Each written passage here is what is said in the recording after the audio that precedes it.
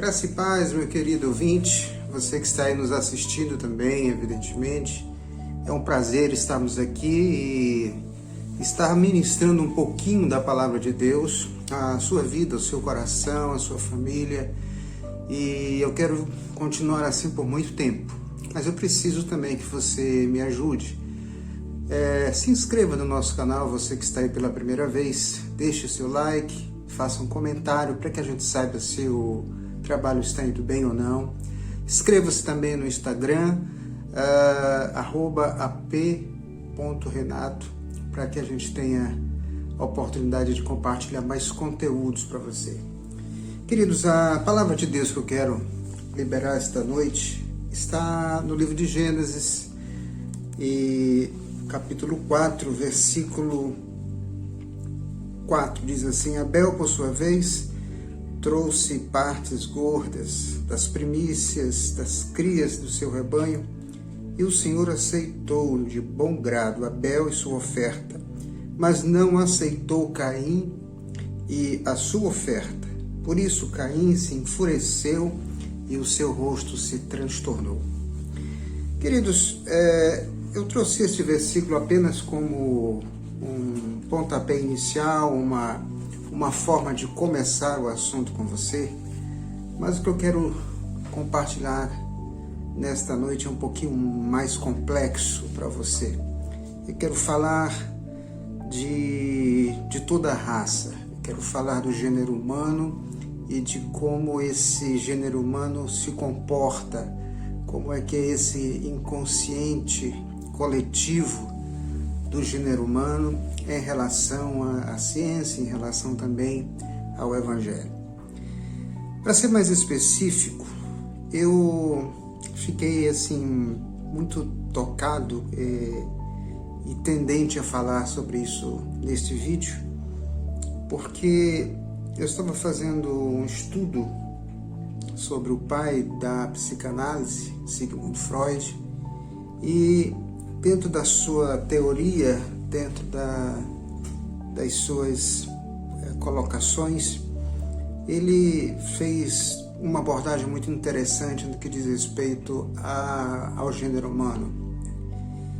Ele falou que existiram 3 feridas que ele chamou de feridas narcísicas, ou seja, Narciso remonta a uma figura mitológica, da mitologia grega, que era um jovem muito belo, muito bonito, filho de um deus, e ele não poderia ter nenhum tipo de visão da sua própria imagem, porque ele seria seduzido por ela, uma espécie de encantamento o envolveria, e ele não conseguiria se desprender dela. E assim foi. Em determinado dia ele se viu num lago, numa lagoa, e lá ficou até a sua morte. Não conseguiu se separar da sua própria imagem.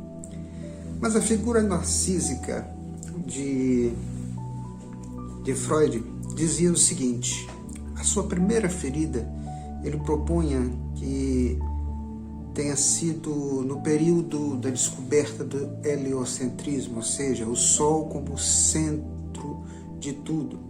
Descobriu-se então por Galileu Galilei que quem girava em torno do outro era a Terra e não o Sol. E isso gerou no homem uma espécie de ferida em saber que ele não estava mais sendo o centro da Terra. Ou seja, ele vivia na Terra e achava que, junto com a Terra, ele era o centro. E agora descobriu que não era. A segunda figura narcísica foi a figura do evolucionismo. Darwin propôs que as espécies elas evoluem naturalmente. Estou falando de Darwin, tá? E o homem, a partir daí, se viu como sendo como todas as outras espécies. Deixou de se ver como a menina dos olhos de Deus, como o preferido de Deus, quando ele viu que toda a terra estava debaixo das mesmas leis, inclusive ele. A terceira ferida narcísica foi a descoberta do inconsciente. Freud, então, propôs na sua primeira tópica que o homem, ele tinha o consciente, o pré-consciente e o inconsciente. Mas precisamente o inconsciente. Então, para o homem isso foi uma ferida porque ele estava desnudado.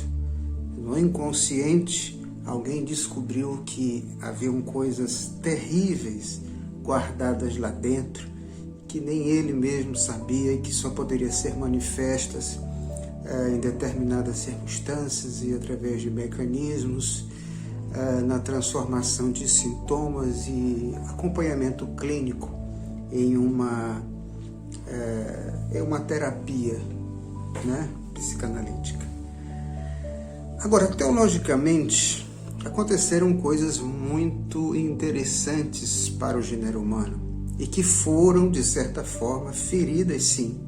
Se não foram narcísicas, foram de essência, de ego, não? De orgulho.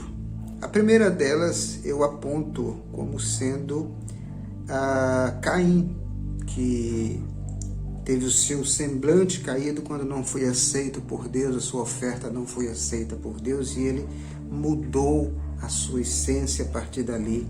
Ele descobriu que precisava obedecer regras, normas, princípios para poder ser aceito. A segunda grande ferida teológica, vamos assim dizer, foi a Torre de Babel. Eu poderia ter falado sobre o dilúvio, mas me parece que a Torre de Babel foi muito mais contextualizada do que eu quero falar. A Torre de Babel mostrou que o homem não consegue ser como Deus. Ele foi desbaratado, ele foi lançado ao chão no seu orgulho, no seu afã de subir até as alturas, de ser como Deus, e passou a viver no meio de uma confusão. É isso que mudar a fala, mudar a língua gerou. Isso significa mudar o propósito de vida e se tornar uma grande confusão entre eles.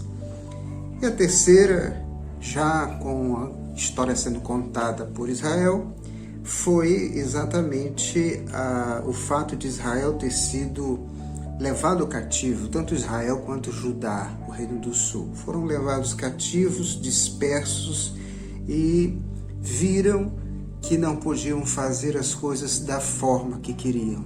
Deus sempre os alertou a não se misturarem com os outros povos e não adorarem a outros deuses. E eles então, no seu orgulho por serem um povo escolhido, por serem descendência de Davi, de Salomão, de Abraão, de Isaac, eles achavam que nada iria acontecer, que tudo iria se resolver. E apesar dos profetas terem falado, terem alertado, eles não deram ouvidos. E então eles pagaram caríssimo pela sua desobediência e aprenderam na pele que não podem descumprir as regras e as ordenanças de Deus. Judá, quando foi levado cativo, foi por Babilônia e passou no cativeiro o tempo de Babilônia, depois o tempo de Pérsia, e ao fim dos 70 anos retornaram e ficaram na terra até que no ano 66 depois de Cristo foram expulsos, dispersos pelos romanos e regressaram. Sabe que ano? 1948. E este Israel que aí está é o reino que veio depois de aprender a duras penas o que significa voltar-se contra Deus e ir após outros deuses. É uma coisa interessante. Às vezes é mais fácil encontrar um judeu que não crê em nada do que um judeu que segue outros deuses. Beijo no seu coração e, para concluir, abra mão de todo orgulho pelo fato de ser quem é, de ter o que tem. Diante de Deus, os orgulhosos estão sempre sofrendo, caindo e recebendo suas feridas. Beijo no seu coração, shalom, até a próxima.